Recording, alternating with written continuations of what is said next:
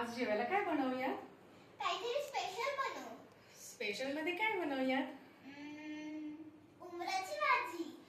ठीक आहे, मी आता उमराची भाजी बनवते. नमस्कार सर्वांना, मी सोनम, तुमचं सोनू मॅन रेसिपी मध्ये स्वागत आहे.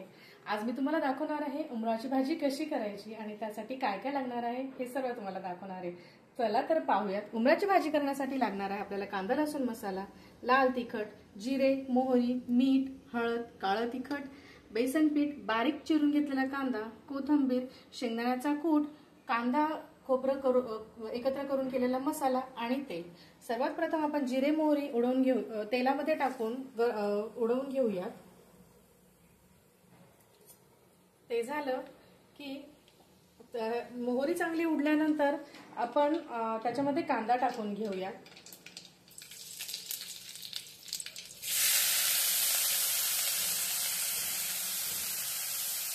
आपल्याला कांदा एकदम लालसर करायचा आहे. एकदम लालसर पण नाही, म्हणजे जो गुलाबी असतो त्याप्रमाणे आपल्याला हा कांदा करून घ्यायचा आहे.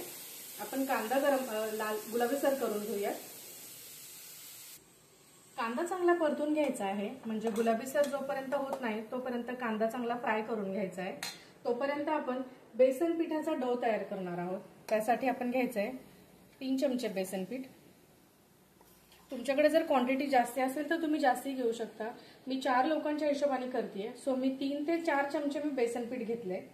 त्याच्यामध्ये मी टाकणार आहे हळद, लाल तिखट, थोडंसं लाल तिखट टाकणार आहे आणि चवीपुरतं मीठ. चवीपुरतं मीठ टाकले. हे सर्वांना एकजीव करून घ्यायचं आहे, म्हणजे ह्याचा डो तयार करून घ्यायचा आहे. आपण डो बनवून घेतला आहे, म्हणजे हा कणिक सारखाच करायचा पण थोडासा मऊ करायचा आहे.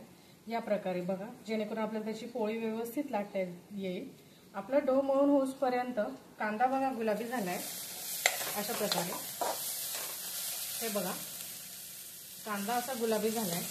त्याच्यामध्ये आपण आता घालणार आहोत थोडंसं लाल तिखट, थोडीशी हळद आणि 2 चमचे शेंगदाण्याचं कूट. साधारण 3 ते 4 कांदे घेतलेत मी, मीडियम साईजचे आहेत. त्याच्यासाठी मी 2 चमचा कूट टाकून बघितलं आधी किती होतोय. हे बघा, या प्रकारे कूट टाकल्यानंतर असं दिसतंय. कूट थोडा कमी पडलाय म्हणून मी अजून अर्धा चमचा घातला याच्यामध्ये. मी बारीक धुवून बारीक चिरून घेतलेली कोथिंबीर घेतली. कोथिंबीर त्याच्यामध्ये घालते आणि चवीपुरतं मीठ टाकणार आहे.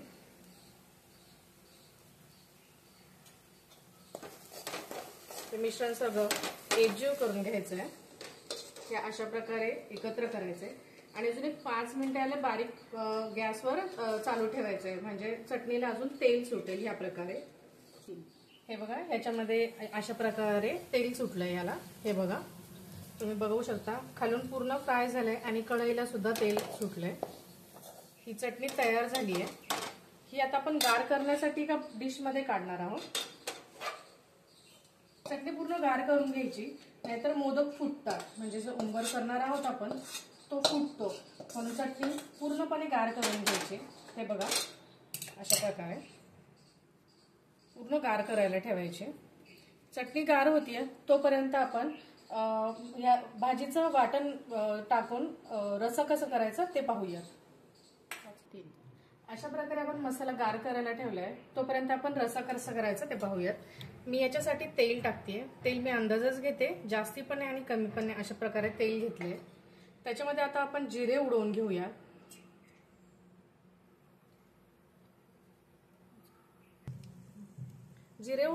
मोहरी उडल्यानंतर आपण त्याच्यात जिरे घालूयात आणि मसाला घेऊयात.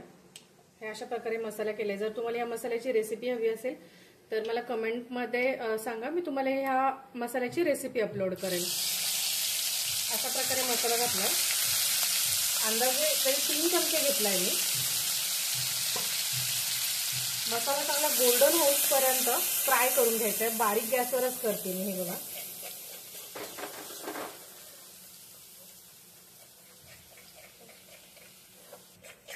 या प्रकारे मसाला आपण फ्राय करून घेऊया छान प्रकारे.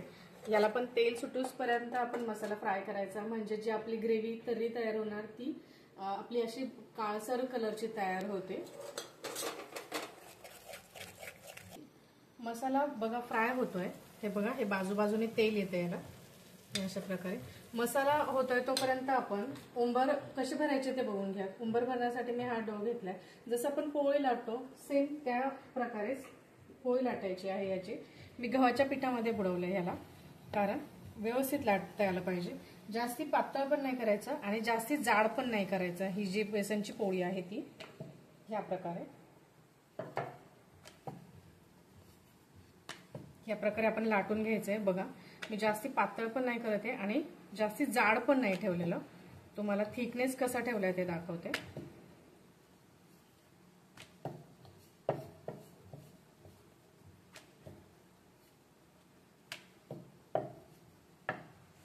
हे बघा जास्ती पातळ पण नाहीये आणि जास्ती जाड पण नाहीये. या प्रकारे मी पोळी लाटून घेतली. त्याच्यावर मी आता या वाटेने गोल करते.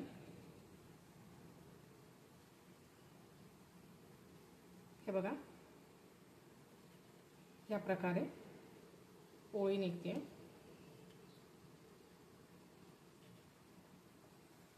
हे बघा या प्रकारे हे बघून घ्या तुम्ही. हे जास्ती पातळ पण नाहीये आणि जास्ती जाड पण नाहीये.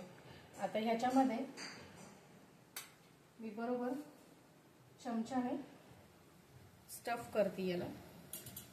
हे बघा आणि याला सेम मोदकचा आकार द्यायचा आहे. आपण जे मोदक करतो त्याच प्रकारे मोदक करायचा आहे याचा.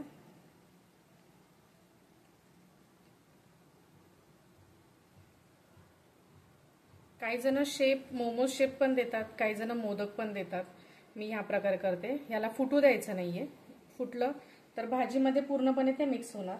हे बघा या प्रकारे मोदकचा शेप दिलाय. या प्रकारे आपण सर्व मोदक भरून घेऊयात, स्टफ करूयात. तर मसाला फ्राय करून मी त्याच्यामध्ये तिखट, लाल तिखट, हळद, काळं तिखट सगळं टाकून घेतलंय आणि मसाल्यामध्ये पाणी टाकले. हे बघा जास्ती घट्ट पण नाही आणि जास्ती पातळ पण नाही, कारण मोदक जेव्हा त्याच्यामध्ये शिजणारे तेव्हा भाजी आपल्या घट्ट होती. हे बघा जास्ती घट्ट पण नाही आणि जास्ती पातळ पण नाहीये. असं केलंय. वरतून कोथिंबीर घातलीये. मसाल्याला उकळी येऊसपर्यंत आपण मोदक भरूयात आणि पुढची रेसिपी बघूयात. या प्रकारे भाजी उकळली आहे, हे बघून घ्या. याच्यामध्ये आपण लाल तिखट, काळं तिखट, हळद, मीठ टाकून घेतलेलं आहे आणि अशा प्रकारे उंबर भरून घेतलेत. भाजीला उकळी आल्यानंतर हे उंबर याच्यामध्ये एक एक सोडायचे. हे अशा पद्धतीने भाजीची थिकनेस बघून घ्या. जास्ती घट्ट पण नाही आणि जास्ती पातळ पण नाहीये. बारीक गॅसवर करायचं ही भाजी, कारण बारीक गॅसवर केल्याने या प्रकारे अशी तर्री तयार होते. म्हणजे ज्यांना कुणा आवडत असेल तर त्यांच्यासाठी आहे की आपण जेव्हा बारीक गॅसवर भाजी करतो तेव्हा त्या भाजीला तर्री येते. हे अशा प्रकारे उंबर आपण टाकून घेतले.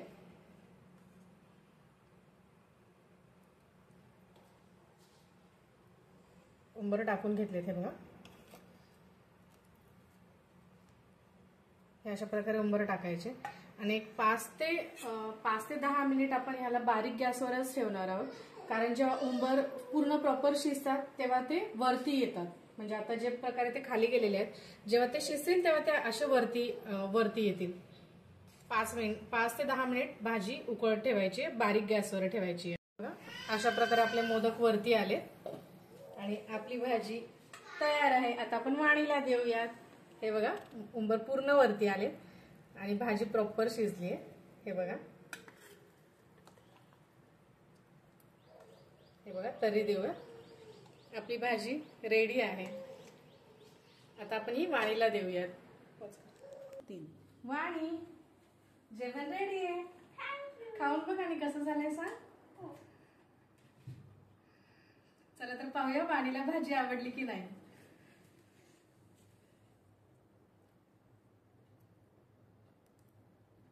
एकदम मस्त झाली. जर तुम्हाला माझी रेसिपी आवडली असेल तर माझ्या चॅनलला लाईक करा, शेअर करा आणि सबस्क्राईब करा. थँक्यू.